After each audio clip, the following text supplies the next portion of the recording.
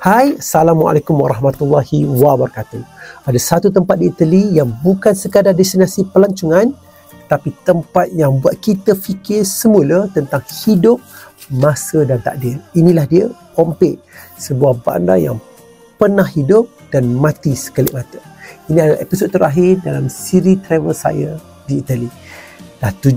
Dah 8 hari 7 malam saya dan keluarga kembara seluruh negara ini dari Pisa, Venice, Colosseum, dan hari ini kita tutup tirai di tempat yang sangat luar biasa, Pompei.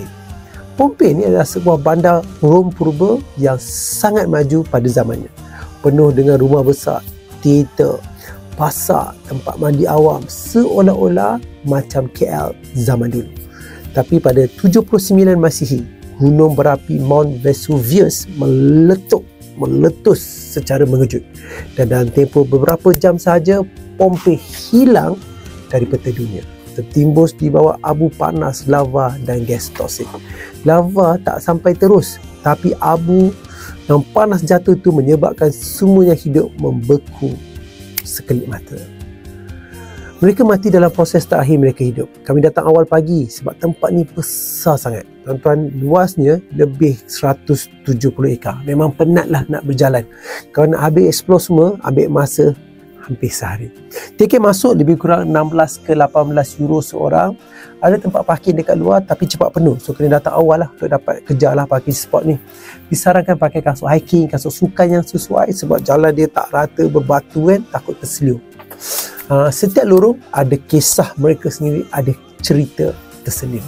Ada rumah orang kaya zaman dulu, mesti ada mozaik, boleh nampak ada floor dia kan, dinding lukisan fresko.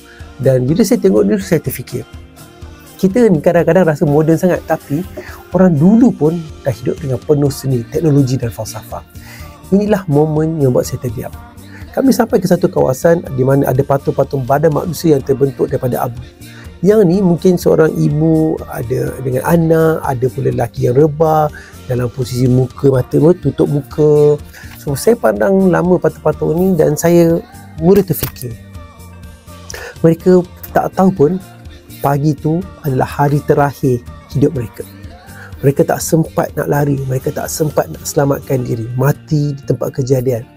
Tak sempat nak peluk anak, tak sempat nak ucap selamat tinggal. Sebab itu tempat ini bukan sekadar tapak sejarah, tapi ia adalah peringatan untuk hidup kita ini. Kita faham hidup kita ni fragile, pendek, dan kita tak boleh tangguh buat baik. Di Pompei saya belajar satu perkara, hidup ini sementara, tapi cara kita hidup boleh kekal dalam sejarah. Sama ada kita hidup sebagai manusia biasa atau orang yang memberi makna kepada orang lain. Nabi Muhammad SAW berkata, sebaik-baik manusia, manusia memberi manfaat kepada orang lain. Kalau kita fikirkan, kita kejar macam-macam, kejar duit, kejar pangkat, kejar harta, kejar macam-macam, tapi bila semuanya hilang, yang tinggal cuma kenangan dan impak yang kita beri pada orang lain. Sebab itu saya bersyukur diberi peluang travel macam ni. Bukan sebab nak cuti-cuti saja, tapi sebab ia ubah cara saya tengok dunia. Dan saya harap anda yang tonton ini pun dapat rasa benda yang sama. 8 hari 7 malam, satu kenangan yang saya akan ingat sepanjang hayat. Pompei mungkin dah mati, tapi dia tinggalkan mesej yang masih hidup. Jangan tunggu esok untuk hargai hidup. Hargai orang yang kita sayang, jangan tangguh impian, dan jangan berhenti belajar daripada sejarah.